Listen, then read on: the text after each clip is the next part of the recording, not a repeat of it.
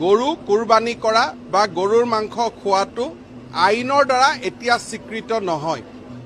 ইছলাম ধৰ্মাৱলম্বীৰ পবিত্ৰ ঈদ-উল আজহা অৰ্থাৎ বকৰি ঈদ কৰা হ'ব। মানে আহ্বান জনাম, ইয়াত কোনো একশ্যন লোৱা, শাস্তি লোৱা, পুলিচ যোৱাৰ কথা নাই। বকৰি ঈদ অৰ্থাৎ কুৰবানী ঈদ বুলি কোৱা এই উৎসৱত ত্যাগ হিচাপে হালাল জন্তুৰ কুৰবানী কৰা হয়। জন্তুৰ কুৰবানী বিশেষকৈ গৰু কুৰবানীৰ ক্ষেত্ৰত যোৱা বকৰি ঈদৰ প্ৰাক মুহূৰ্তত অসমৰ মাননীয় মুখ্যমন্ত্ৰী ডক্টৰ হিমন্ত বিশ্ব শৰ্মাই কি কৈছিল শুনো আহক। ভিডিঅ'টো পাৰিলে এটা শ্বেয়াৰ কৰি দিব যাতে কোনো ব্যক্তি কুৰবানীৰ বাবে শংকিত নহয়। গৰু কুৰবানী কৰা বা গৰুৰ মাংস খোৱাটো আইনৰ দ্বাৰা এতিয়া স্বীকৃত নহয়।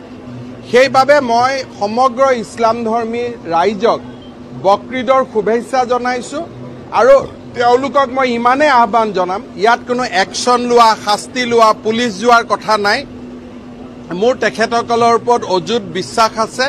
মই তেখেতসকলক বিনম্ৰতাৰে সৈতে আহ্বান জনাম যাতে আন ধৰ্মৰ লোক থকা অঞ্চলত আপোনালোকে এনেকুৱা মাংসৰ কুৰবানী নিদিব বা এনেকুৱা জন্তুৰ কুৰবানী নিদিব বা এনেকুৱা পশুৰ কুৰবানী নিদিব যিয়ে আনজনৰ মনত দুখ দিব পাৰে।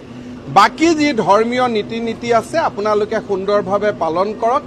মই আৰক্ষীকো কৈছোঁ যে আপোনালোকে কাৰো পিছত দৌৰাদৌৰি কৰিব নালাগে। মোৰ ৰাইজৰ ওপৰত বিশ্বাস আছে, ৰাইজে আমাৰ এপিল বা ৰাইজে আমাৰ অনুৰোধ নিশ্চয় বিবেচনা কৰিব, গ্ৰহণ কৰিব।